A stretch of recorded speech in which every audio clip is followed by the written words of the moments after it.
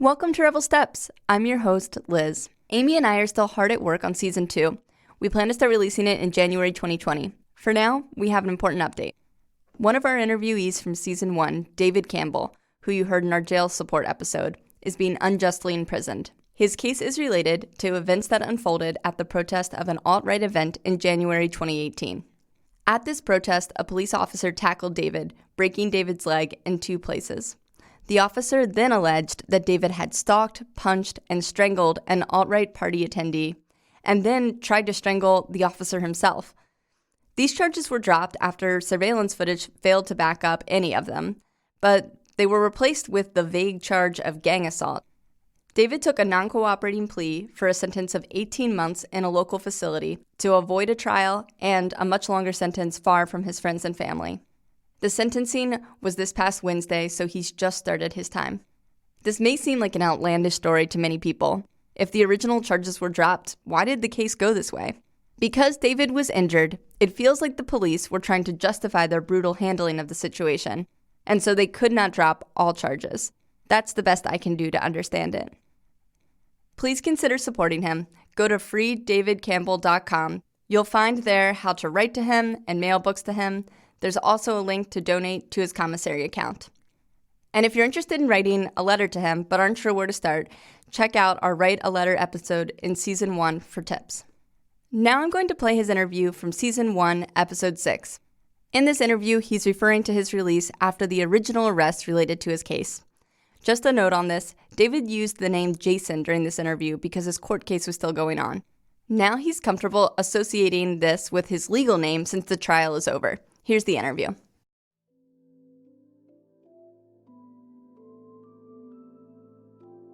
Hi, my name is Jason. Jason was arrested earlier this year and experienced MAC jail and court support. When I was arrested, I was held for about 3 days before I was finally arraigned and released. I only got to make one phone call, and that was to my brother, who is awesome, and made the phone call to MAC Legal. Thankfully, I had memorized that number earlier in the day, so I did that, and he put out the trumpet blast to MAC Legal, which really got the ball rolling. It was kind of distressing, if that's not too much of an understatement, to only have one phone call and then not be able to contact the outside world at all and just kind of have to trust that the ball was rolling and that people were on it. It was my first time being arrested. I had no idea what to expect. Felt kind of alienating and weird and depressing.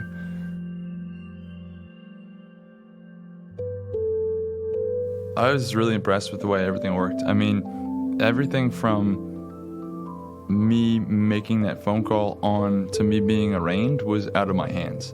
So, and that includes comrades showing up for support, also contacting the lawyer getting all the paperwork for my case, but also people pooling money to post bail. Everything was taken care of without me, non-hierarchically, and that's actually pretty amazing.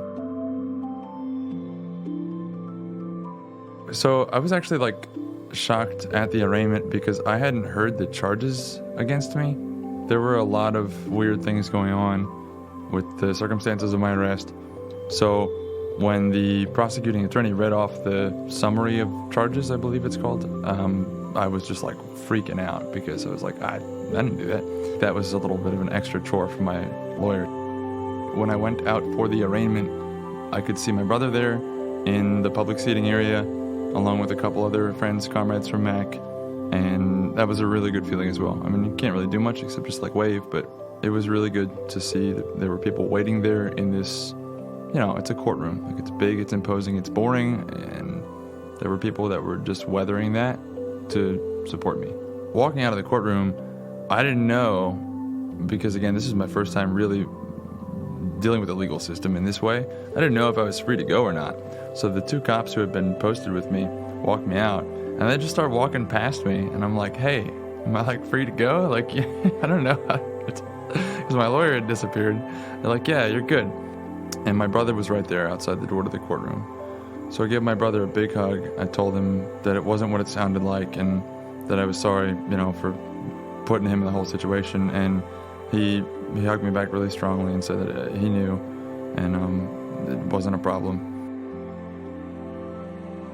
After having been on this side of things, I will absolutely be doing jail support for other people, especially because being in the court system and having the case to worry about, doing jail and court support is a non-confrontational, low to no risk way to show real solidarity and to help people and to build and strengthen those bonds that we need to have with each other, where we can actually rely on each other.